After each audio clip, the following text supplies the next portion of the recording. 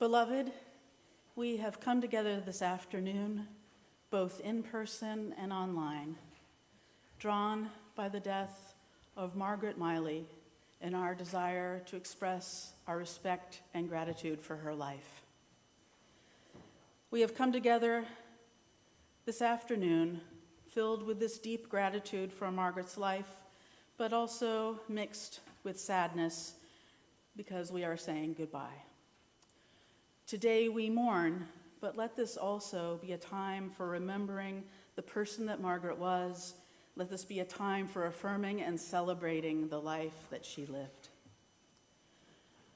Margaret died peacefully a month ago on July 17th with her husband Harry and her children Colin and Fiona and a sister by her side. She was just 63 years old. She died after a series of difficult illnesses.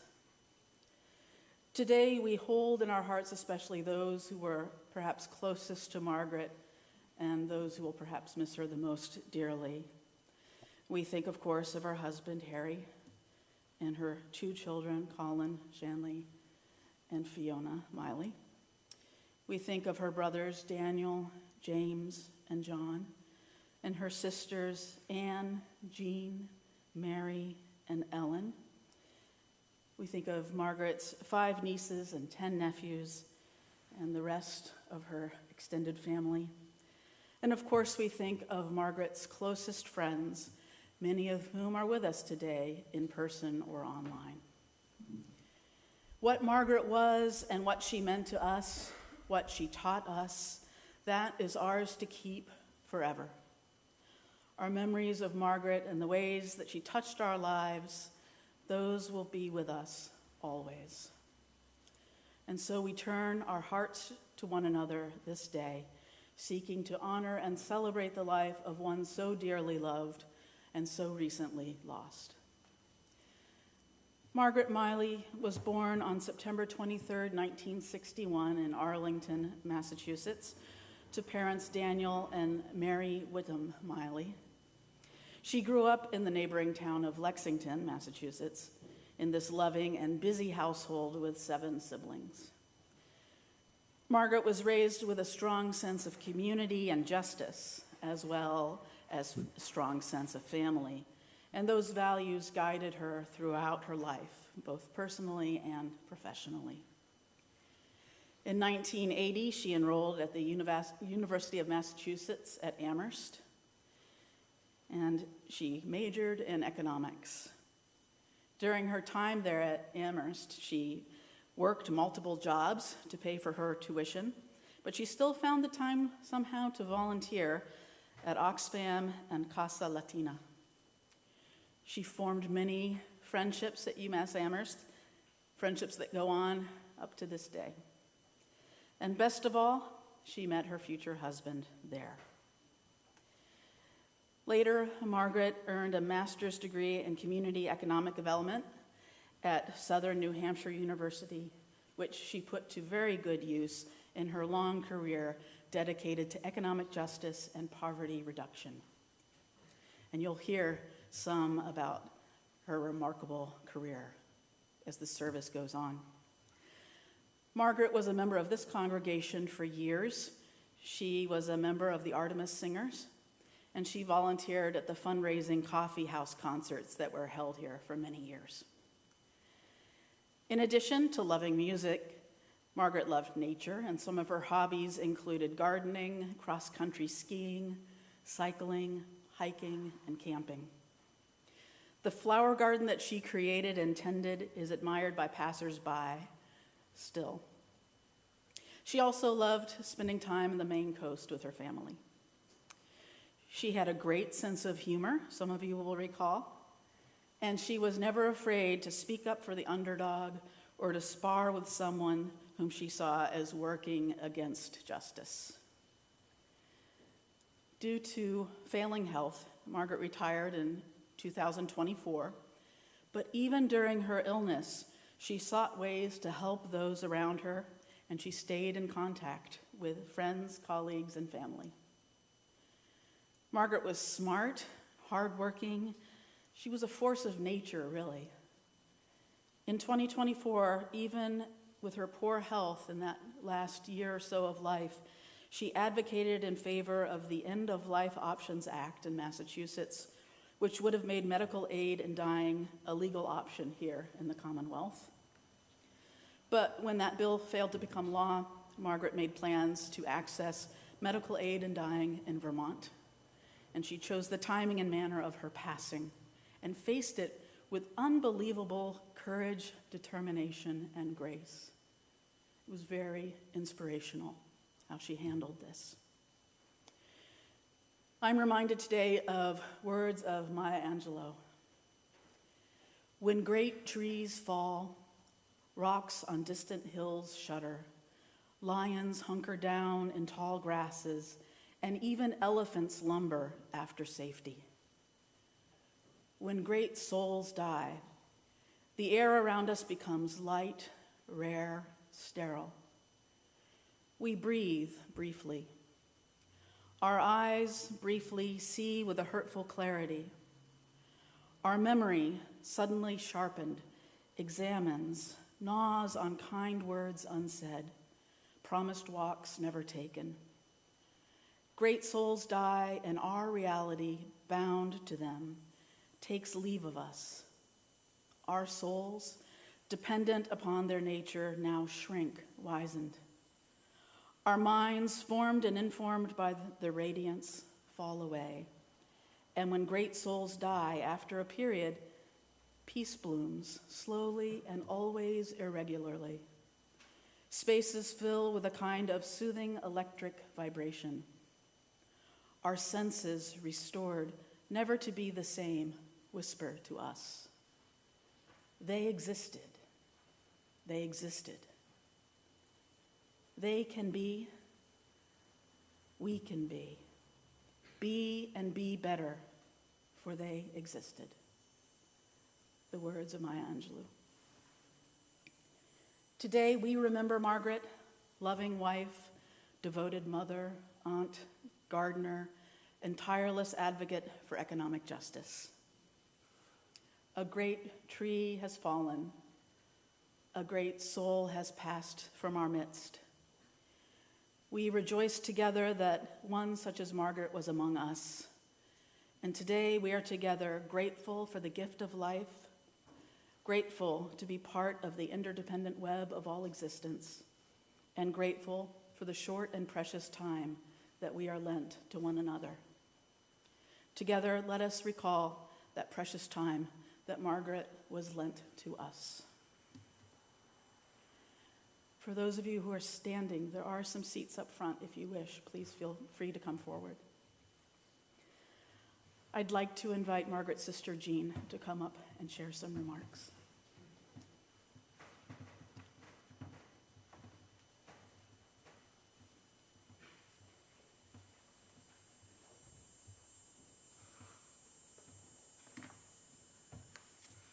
Good afternoon.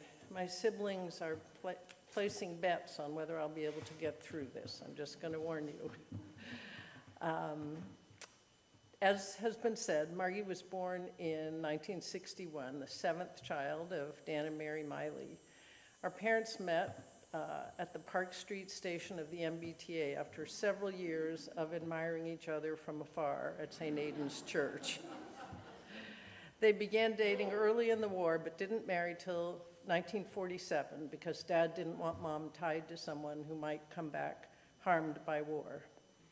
When their first child was on the way in 1948, they moved in with our dad's parents in Alston because of the post-war housing shortage. There, our mom learned homemaking skills from my grandmother, baby care, cooking, bread baking, sewing, and knitting. And Mom and Dad began hatching a plan to buy land and build a house outside of the city so Dad could garden and their family could have room to grow and play. In 1951, they moved into their newly built house on 1.5 acres of land in Lexington with Anne and a new baby, me. It was a house which Dad, with the help of Mom and construction friends, had actually built. In 1952, Mary was born, and Dan Jr. followed 19 months later. With 4 children under 6 years, life was very busy and probably quite stressful as they tried to build the life they'd imagined. 3 years later, Ellen was born, followed by Jim the next year. That meant 6 kids under 10.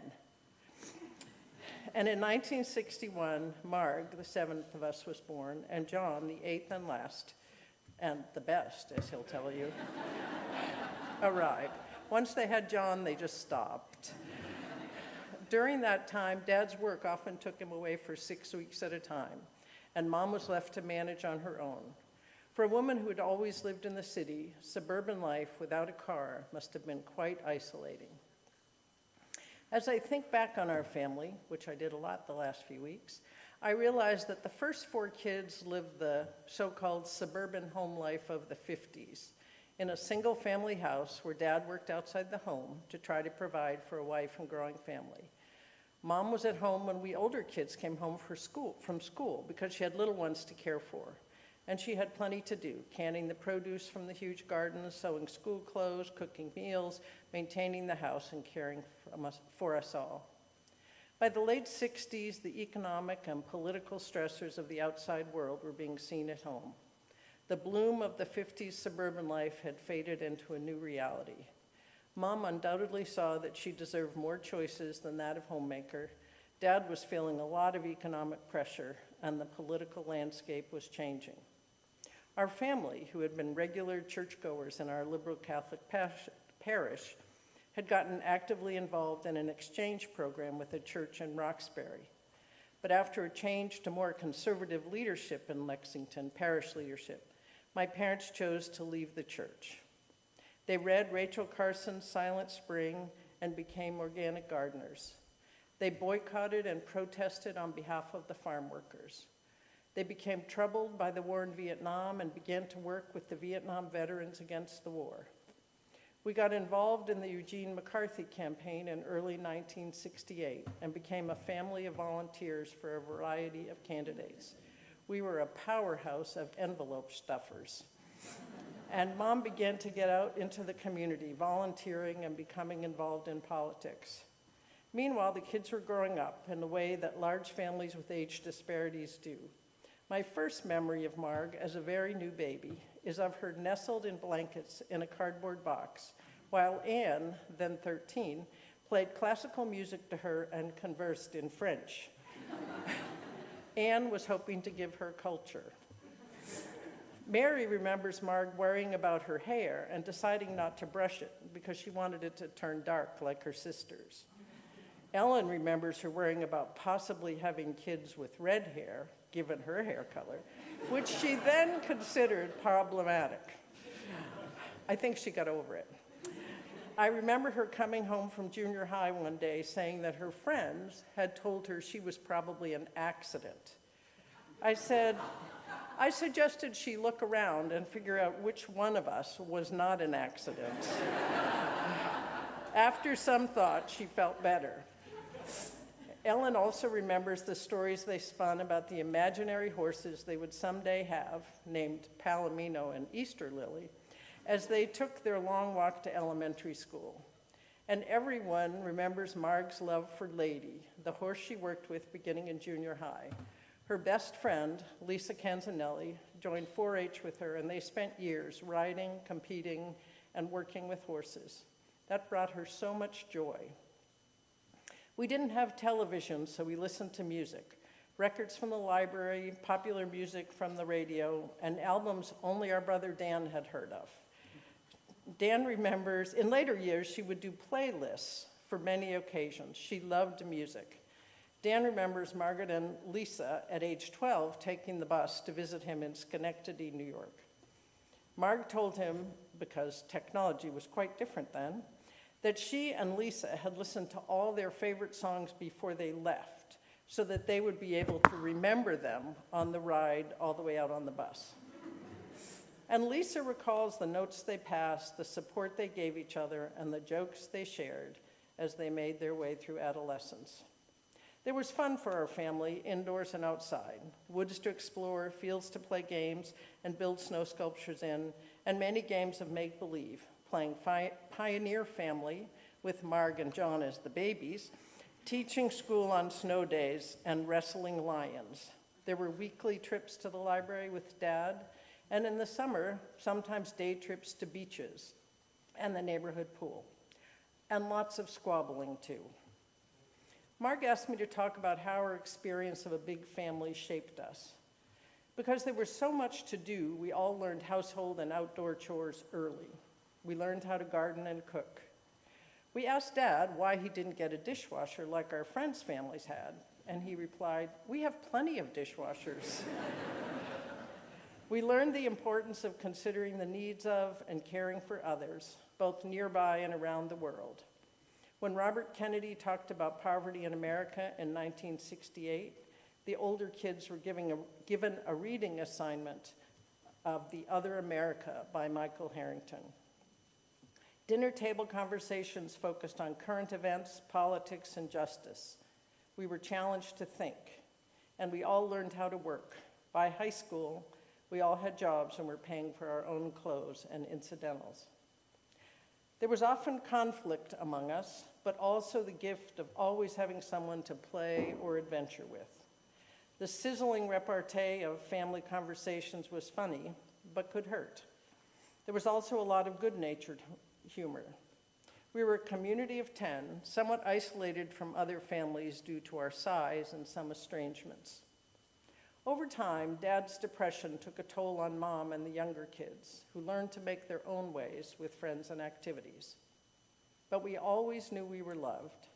Despite the difficult childhoods our parents experienced, they did their best to create a loving and capable family. As my brothers have said, we completely trust that if any of us needed anything, we would all respond.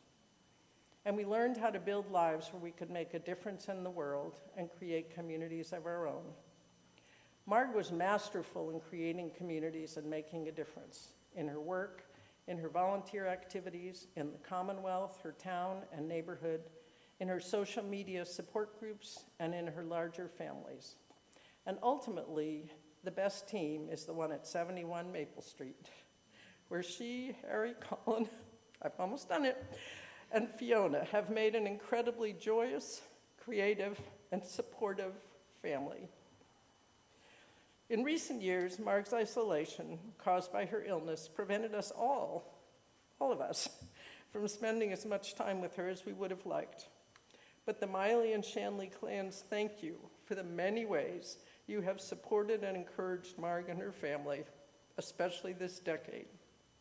We already miss her, but we know she is at peace and will always be in our hearts, cheering us on.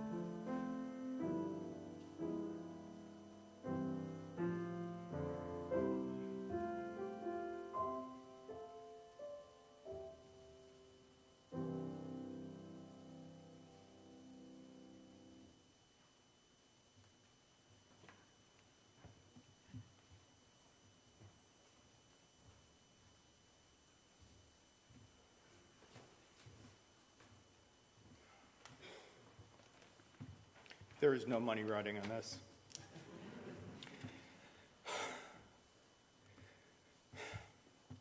I've been asked to represent her college friends, but I will, with your indulgence, I'll go beyond that, and you'll understand why. So I was a junior in 1980 when Margaret, Harry, Andrea started at UMass. I can do this. There were a lot of others there. I don't know if any others are here today, but I've got Dave, Tom, Buddy, Carol with the banana, Alan, Pete, Dan, Nelson, Eric, Elizabeth, and so many others. And that lanky kid from Connecticut, Harry. I still remember the night you came into the room and said, "We're going out." She and I. Oh my gosh. My senior year, she was over to Greeno Hall, and she asked me to make sure that I remembered. Jim McDonald, the late Debbie Teplow, Chris Gilson, and the others there. They were also very important to her. I graduated in '82, but Harry and a lot of the rest of the gang ended up at McClellan Street, and I got invited back there a lot as well. It was there that I met Eleanor and Mark, who kind of joined the gang. I don't need to tell anybody in this room how wonderful Margaret was. She was smart, funny, and gregarious. She told me her friend Jackie observed once that she collected people. From my perspective, those people wanted to be part of her life. Who wouldn't want to be part of that? We started regular gatherings, both at their apartment and then later on at the Berquist camp in Ware. In that same college group got together over and over again. And my years in college were better for having had Margaret as part of it. I had lots of other friends in college, many of whom I've never spoken to since. However, that wasn't the case with this group, and we stuck together for over 40 years. Such groups don't stay together on their own, though, especially as young adults tend to spread out and go different places. They're highly mobile and engaged in their own developing lives. It takes conscious effort to maintain contact from across time and space that way. I believe that this group has stayed in touch largely because of Margaret and Harry, who regularly reached out to us and our other college friends, inviting us back to do things, get together. In doing so, she's kept me in touch with those people that I might not have done that by myself, and introduced me to new friends, such as her housemates, Pat and Bob, and Gary, who has become another very, very dear friend. No Eustace stories, by the way. My young adulthood was colored because of my friendship with Margaret and Harry. We made annual outdoor excursions together to the Berquist camp in Ware, on the Long Trail in Vermont with a twisted ankle. Many hikes into Hampshire, including the memorable Doha that we can talk about later, and atop Cannon Mountain in '93 when I finished my 4,000 footers with much of that college gang. I learned there that it actually wasn't all downhill from there. We started families, and we spent long weekends at campgrounds across New England, gathering irregularly at each other's homes, and then came Acadia Getaway. Some of my most treasured times have been spent there with my extended family. It's been great for my daughter Maggie, Fiona, Andy's daughter Diana, who are all about the same age. Got to spend some quality time together there. My later life has been much better because of my friendship with Margaret. Obviously, our college gang extended, and no one more so than Harry, have all had a role in maintaining the contact that we've had with each other. But I do believe Marg was the glue that really held us together.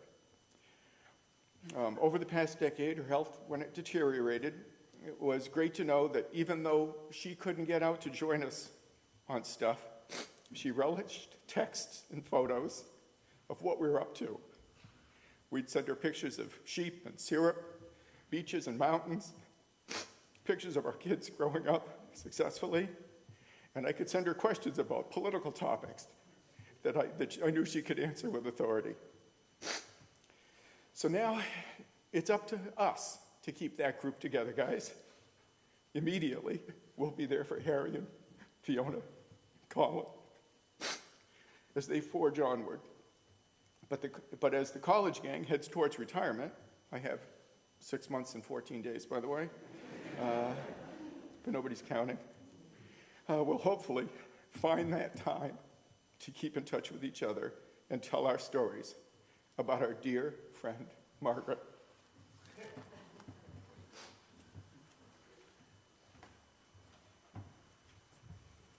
Thank you, Joe, and thank you, Jean.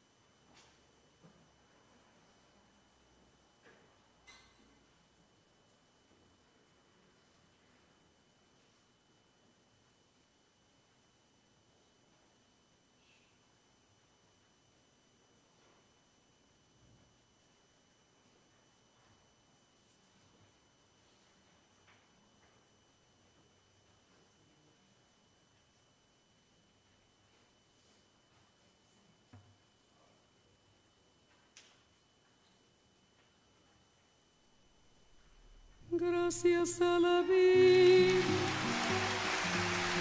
me ha dado tanto, me dio dos luceros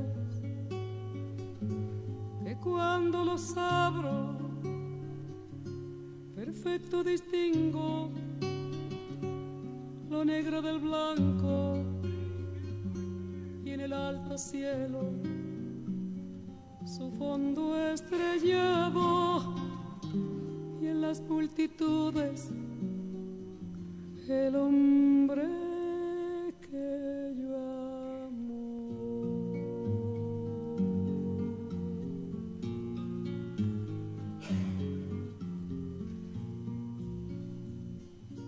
Gracias a la vida que me ha dado tanto, me ha dado el sonido y el abecedario con las palabras que pienso y declaro. Madre, amigo, hermano y luz alumbrando la ruta del alma del que estoy amando.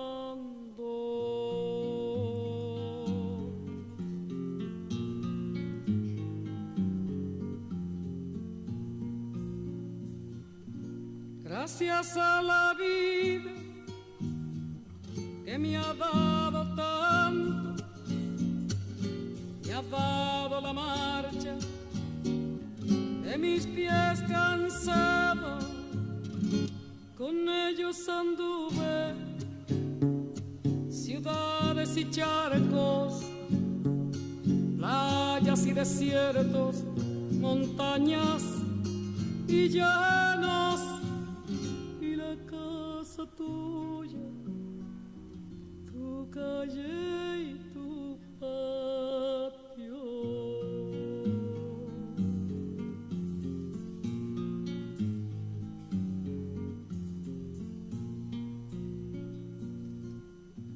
Gracias a la vida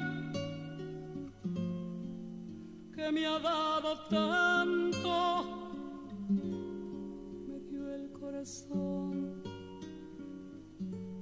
que agita su marco cuando miro el fruto del cerebro humano,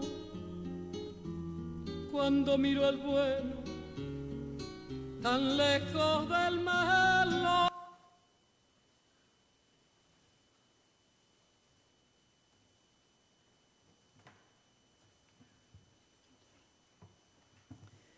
That was beautiful music, and the Gracias lyrics, a la vida.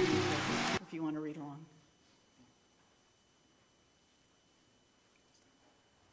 Okay. Okay. I think I'd like to invite Margaret's friend Carla to come forward and share. Thank you.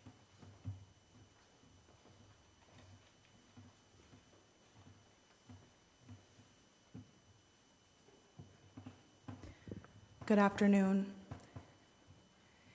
Jean and Joe, I will also try to get through this. So I was asked by Margaret, or in this case, Margarita, to talk a little bit about her Lowell years. When I think about Margaret, I don't just think about a friend. I think about someone who truly felt like family. She just had a way of making you feel seen and cared for, and I know that that's the case for so many of you here today. When Margaret asked me to say a few words at her celebration of life, I can't deny I was surprised. Who am I to participate in this celebration of her amazing years as a wife, mother, professional, and the list goes on and on. I, of course, said yes, an honor I take with the utmost responsibility. And you know what? Even after I said yes, she would still check in on me, expressing her care and worry for my health and my family. I too had cancer last year and the unexpected loss of my dad a few years ago. She consistently would say, "Carla, I'm so aware of my privilege in saying goodbye to those around me. But it doesn't matter. Losing your loved one, regardless of the way it happens, is an immense loss." But that's who she was. Despite going through the unimaginable pain and suffering, she cared fearlessly for those that she loved, leaving an everlasting impact on me, my family, and our beautiful community of Lowell. And that's actually how we met. Thank you to the Mill City. Oh man, Margaret, she was a champion for the people, especially those facing socioeconomic challenges. Margaret came to Lowell to work in 1990 at the Coalition for a Better Acre, or CBA. She was a community organizer and worked with Neil Newman, Liz Gutierrez, Feliz Torres, Steve Schnapp, Anita Moeller, and others who have become or became lifelong friends. She started up their economic development program, small business training and lending, and a business incubator building on Rock Street. It was during this time that my parents, Araceli and Carlos, had immigrated to Lowell from Medellin, Colombia. My mom, with her basic knowledge of English, had heard of the CBA and the work that they were doing in the community. That's when my mom mustered up the courage and went looking for training and educational opportunities for herself, hoping to work with kids, something that she had done for many years in her home country. That's when Margaret entered my mom's life, or Margarita. And this was around the mid-90s, becoming first Colin's caretaker, and a few years later, Fiona's. My mom, being new to this country and being undocumented, told Margaret she would take care of Colin for free. Margarita, of course, said, absolutely not. You have to value yourself. And she said, no, no, no, no, no. Mind you, Margarita also spoke a little bit of Espanol. Here, once again, she showed her care and concern, even for those that didn't have the same privileges as herself. My mom and she actually had an interesting arrangement. So whenever Colin would wake up from his nap and was hungry, my mom would call Margaret. Then she would get on her bike from the CBA office and ride the half mile to us in order to nurse Colin. The only thing that worried my mom was the lack of knowledge of the American culture and the language barrier. And rather than Margaret require that for her kids or make her feel less than, she insisted in having them grow up immersed in a different culture with its food, music, and language. She valued my mom for what she brought to the table. Lots of love, or in Spanish, amor. From there, she started up Valley Healthcare, a worker co-op with 25 worker owners at its peak. After Fiona was born, she went to work at Acre Family Daycare, while my mom continued to care for Colin and Fiona for many years after that. Margaret always said she learned a lot from my mom as a role model, when in reality, it was my mom who learned so much from her. Thanks to this arrangement, my brother, Juan, and I gained what I like to say is a second family. Throughout the years, we would have play dates at the house in Acton, playing dress up with Colin and Fiona, hanging out with the chickens out back, and eating some delicious food cooked by Harry. One of the best memories for me has to be this one time we were playing kind of like a tag your it, cops and robbers style game. I remember tagging Harry and telling him he had to go to jail, but I didn't particularly say it like that, my bilingual problems. I kept telling him assertively, you have to go to the car cell. Well, he didn't understand me, so I repeated once again, you have to go to the car cell. I was enunciating a lot more, moving my mouth in a weird way and hoping that he would understand. He just thought I was telling him to go to a car sale. Well, that's when Margarita jumped right in and told Harry, honey, she's trying to tell you to go to jail. And you know why this story stayed with me? Because rather than coming to me and telling me that I was in the wrong, she went to Harry, explained to him, and he's the one that had to learn what I was trying to say in a completely different language. Once again, showing us her true care and love for those she had around her. As years went by, my parents and their undocumented status in the United States continued. Not for the lack of not wanting, but rather because of the lack of guidance and support. And you guessed it, Margaret was right by their side. From showing up to meetings with lawyers, to legal errands, endless court meetings, to the final court date, where my parents got the approval to stay legally in this country. At this time, I was around 16, 17 years old, and it was a moment that Margaret celebrated so much. I'll never forget the sigh of relief from everyone and the tears coming down in that elevator at the JFK building in Boston. And that is what family does. She wasn't just present for the good, she was also there for the bad and the ugly. She was the one who, despite her struggles, would offer a piece of advice, help you through a hard time. And the truth is, those moments shaped my family and I more than I ever realized. In part, the Rojo family has been able to accomplish some of their craziest dreams because of her. And even though she is not with us today, I find myself feeling so lucky to have had her in my life. Before I go, I want to leave you with a quote from former First Lady Michelle Obama. Don't underestimate the importance you can have because history has shown us that courage can be contagious and hope can take on a life of its own. Thank you, Margaret, for your courage, care, and amor.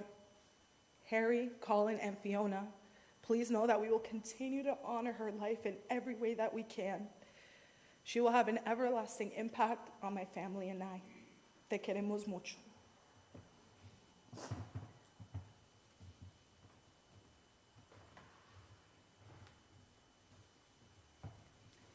Thank you, Carla. I'd like to invite Colin to come and share some words.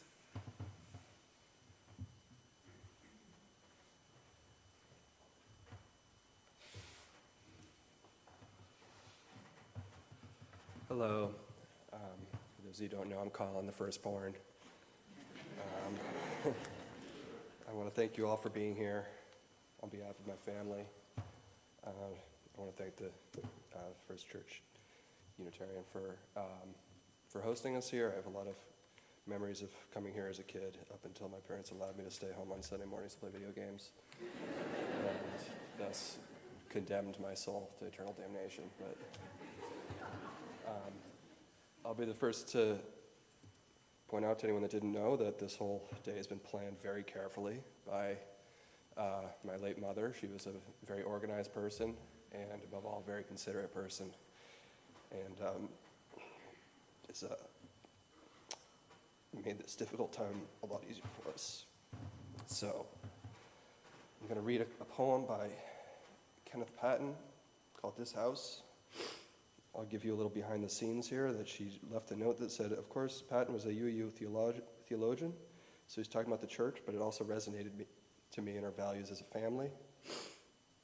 I'm sure it also resonated in our values, in our value of community, which was obviously very important to her, and I think we can see that in the amount of people that have shown up and the strength of feeling in this room today. This house is for the ingathering of nature and human nature. It is a house of friendships, a haven in trouble, an open room for the encouragement of our struggle. It is a house of freedom, guarding the dignity and worth of every person. It offers a platform for the free voice, for declaring, both in times of security and danger, the full and undivided conflict of opinion. It is a house of truth-seeking, where scientists can encourage devotion to their quest, where mystics can abide in a community of searchers. It is a house of art, adorning its celebrations with melodies and handiworks. It is a house of prophecy, outrunning times past and times present in visions of growth and progress. This house is a cradle for our dreams, the workshop of our common endeavor. Thank you.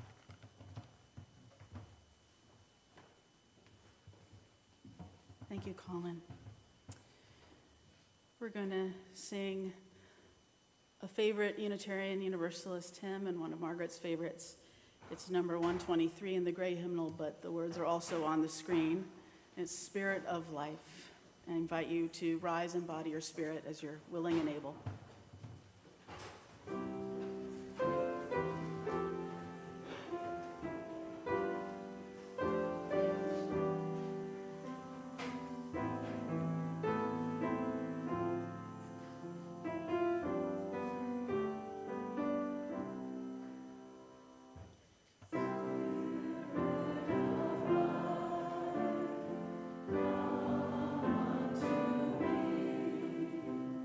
Say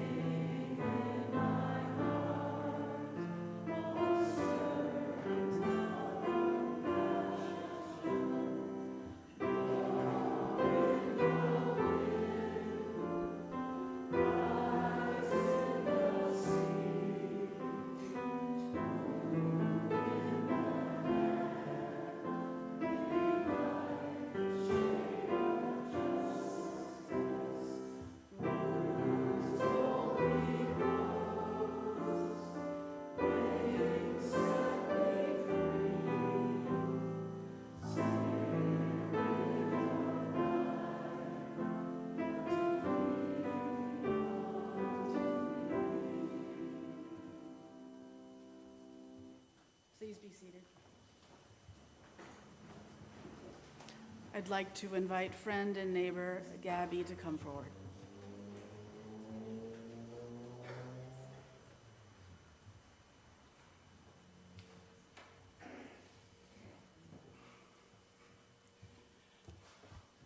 Colin, I'm glad you outed all of us that Margaret really planned a lot of this.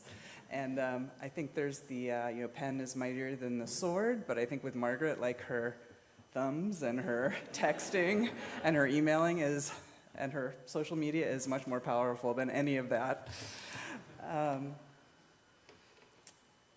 When I think of Margaret, I think about walking from my house on Martin Street to her home on Maple Street. I see her sitting in her beautiful garden, relaxed, focused, and ready to welcome me to join her. Maybe to weed a little or just to talk. Like her garden, Margaret could be quiet and unassuming, but really, she's a lot of color and texture and inspiration to help us all to dream big. And dreaming big was fine by Margaret, absolutely. I'm sure a lot of us had moments to dream big, but she always made sure to maintain a very practical path that would help you get out of the garden if you were a little bit too much in the weeds or started to forget completely about reality. I appreciated this as well. I got to know Margaret first through the Maple and Martin Street block parties that she and Harry hosted. To me, at first, these gatherings were casual get-togethers with a barbecue, a beer, the occasional concern of kids setting each other on fire with sparklers. But really, they were a masterclass in community building and how to love each other. That was Margaret. She knew how to create connections as simply as bringing people together. Consistency. As I got to know Margaret better, she began to unveil some important life hacks. She actually taught me how to text on a flip phone. And I'm pretty sure she was the first text I ever got, which really I was like, what is going on? From there, we could quietly communicate an early morning escape to yoga without waking our families. Absolutely revolutionary. Another life hack, one spring, she brought her chickens over to my backyard to help me clean up my garden. The Miley chicken spa treatment not only revived my garden, but it planted the seed for me and my husband Michael to soon get chickens ourselves. Margaret was always a few steps ahead of me in life, modeling how to raise a family, navigate Acton Boxborough, not easy, how to support your community, dig into your career, but always make time to be with a friend and go to a yoga class, of course. When I struggled, she shared her own experiences honestly. She got it, and she got me. We even had the chance to work together professionally. Once we collaborated on a matched savings program for community college students.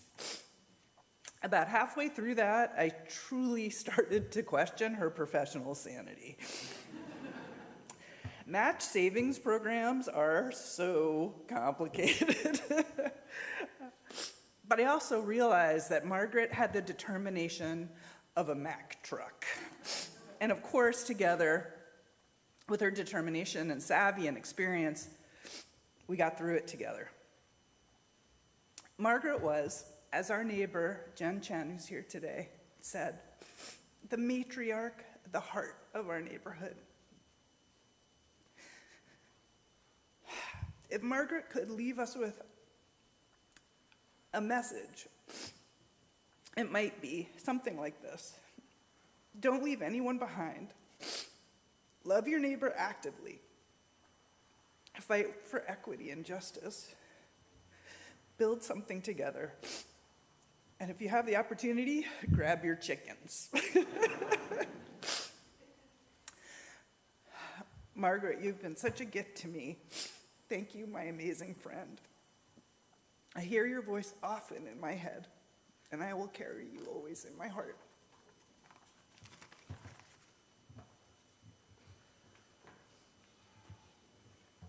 Thank you, Gabby. I'd like to invite Fiona to come and share some words.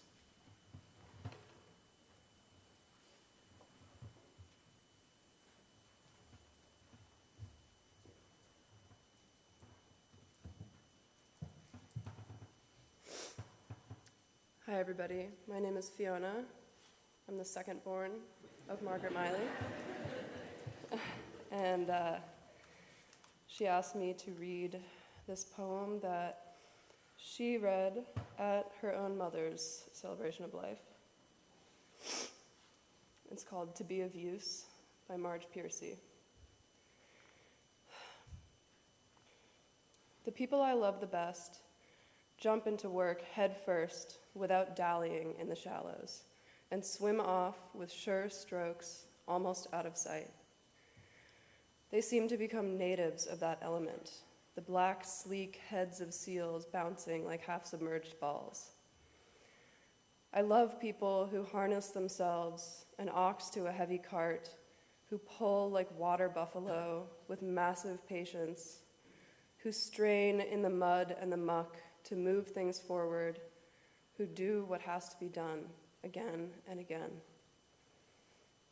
I want to be with people who submerge in the task, who go into the fields to harvest and work in a row and pass the bags along, who are not parlor generals and field deserters, but move in a common rhythm when the food must come in or the fire be put out.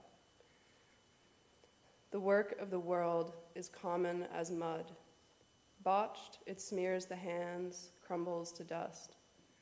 But the thing worth doing well done has a shape that satisfies, clean and evident. Greek amphoras for wine or oil, Hopi vases that held corn are put in museums, but you know they were made to be used.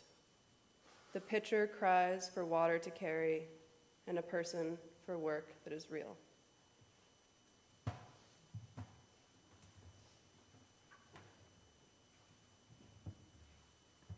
Thank you, Fiona. I'd like to invite our State Senator, Jamie Eldridge, to come and share some remarks.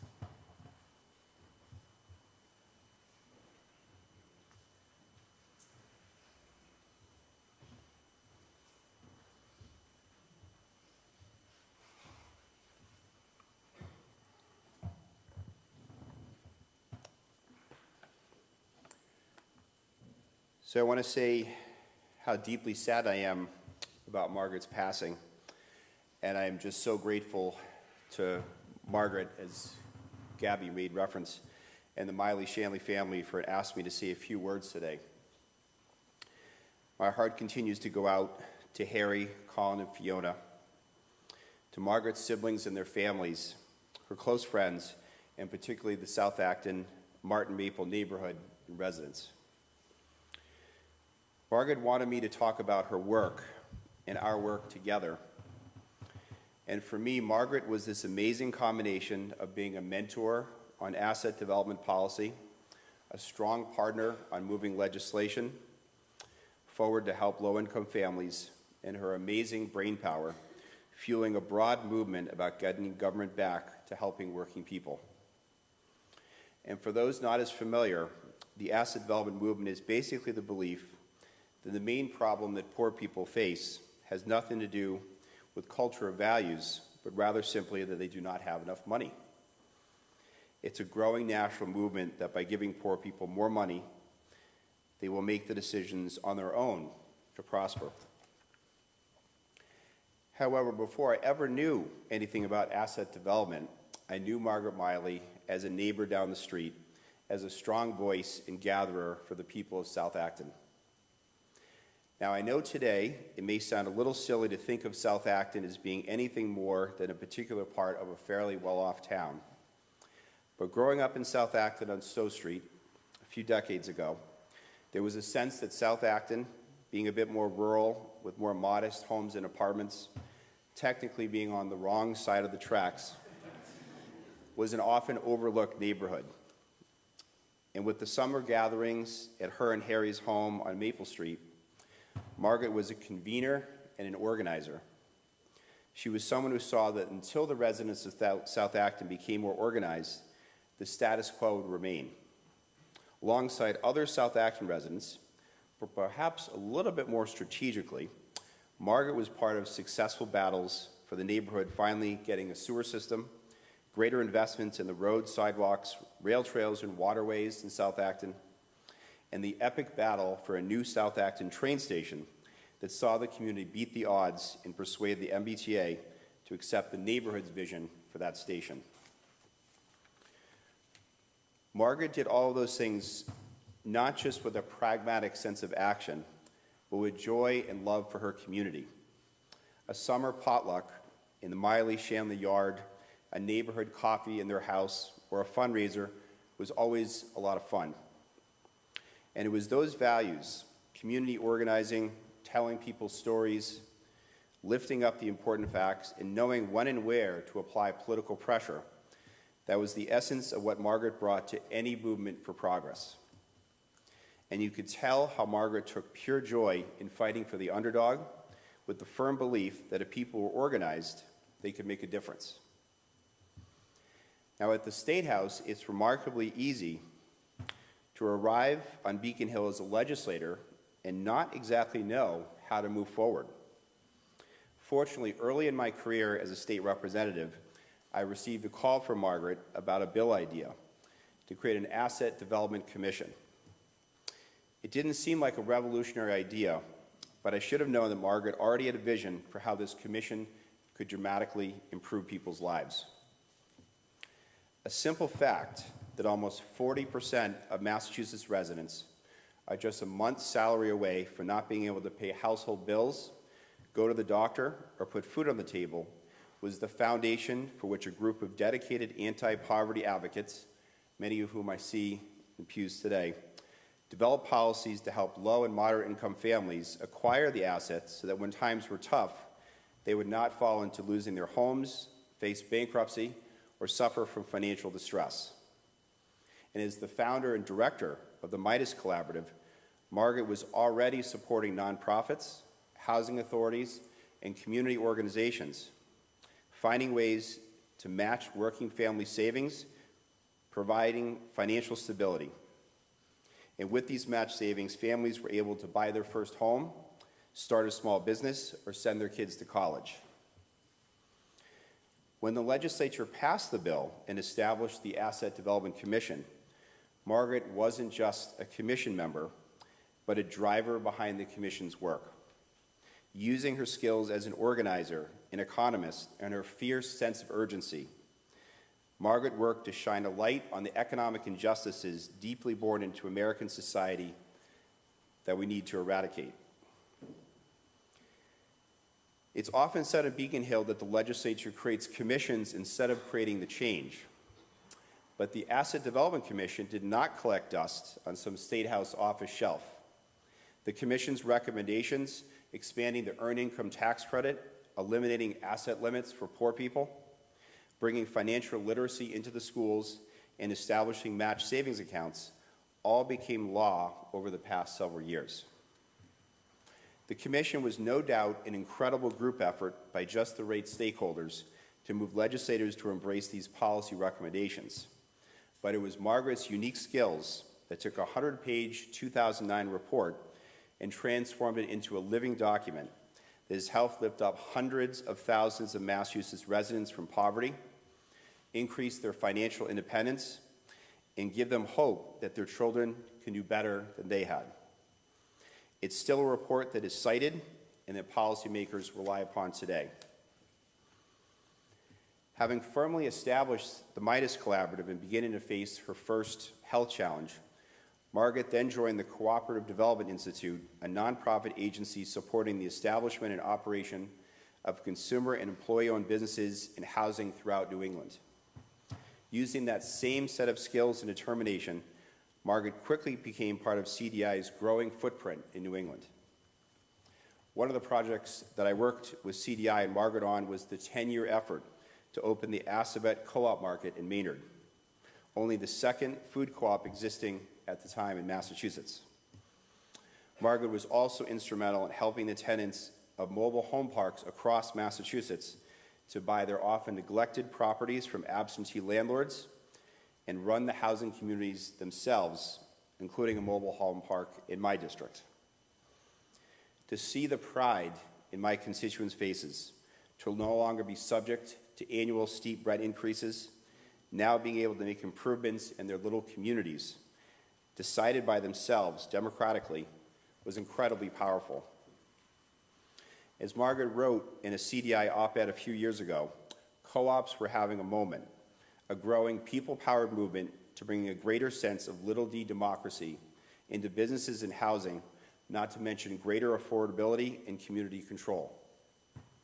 Today in the legislature, I have several bills pending around supporting housing cooperatives that would not exist if not for Margaret's wisdom, guidance, and bright ideas. Now, anyone engaged in political advocacy and fighting for change in your community knows that it's often a frustrating, confusing process that takes many years, requiring a strong sense of strategy and commitment and the right political skills. For helping working families and the poor, the reality is that there are not many advocates for this segment of our society.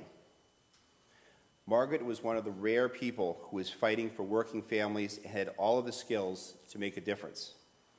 And the truth is, if you really, really want to create change, it is a full-time, lifelong, all-encompassing blood, sweat, and tears battle.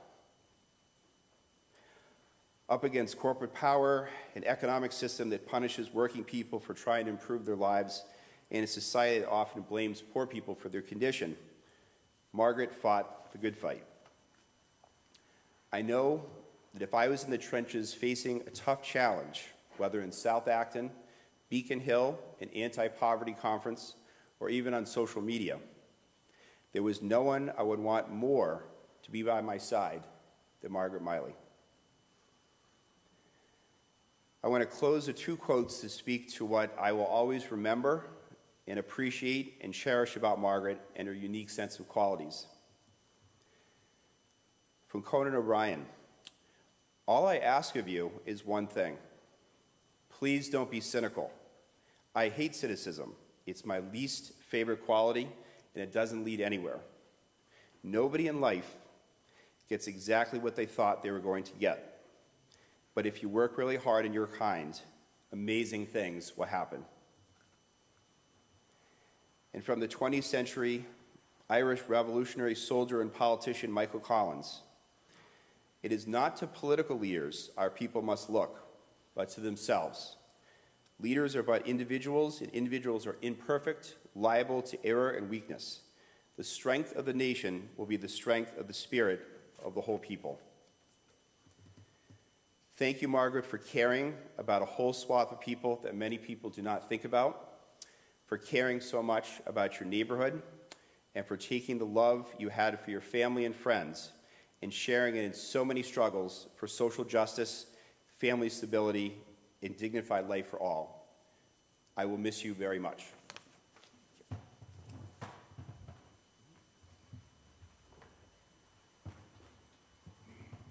Thank you, Senator. And Patricia is going to help us now to sing. At Harry's request, we are digressing from Barton's script. Okay. And we're going to be singing a traditional spiritual tune. We're actually going to do it together, and I hope that you will stand up and join me if you can. And the words are going to be up on the screen there, and I'll get you going, and just join me when we do it, okay?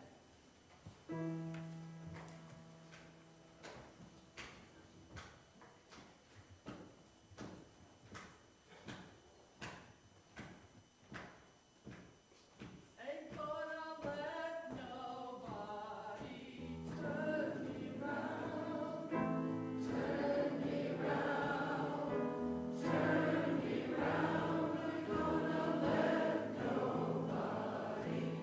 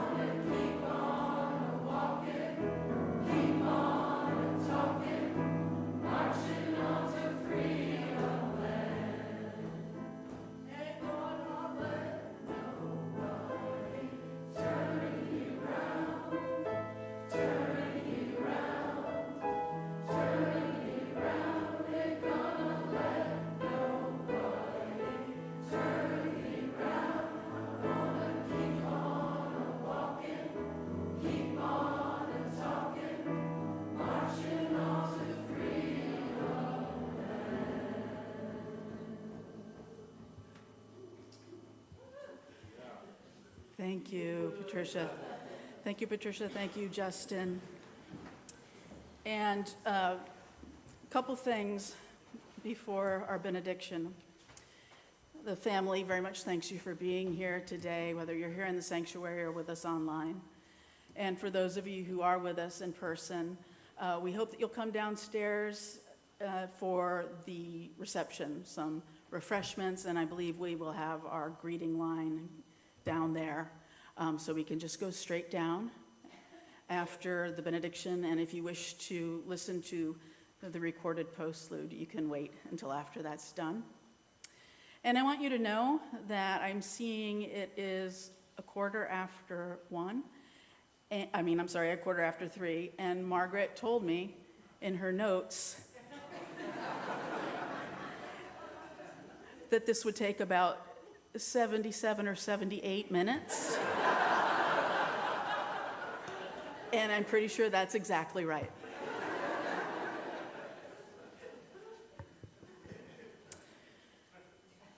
So I invite you to rise if you're willing and able for our benediction.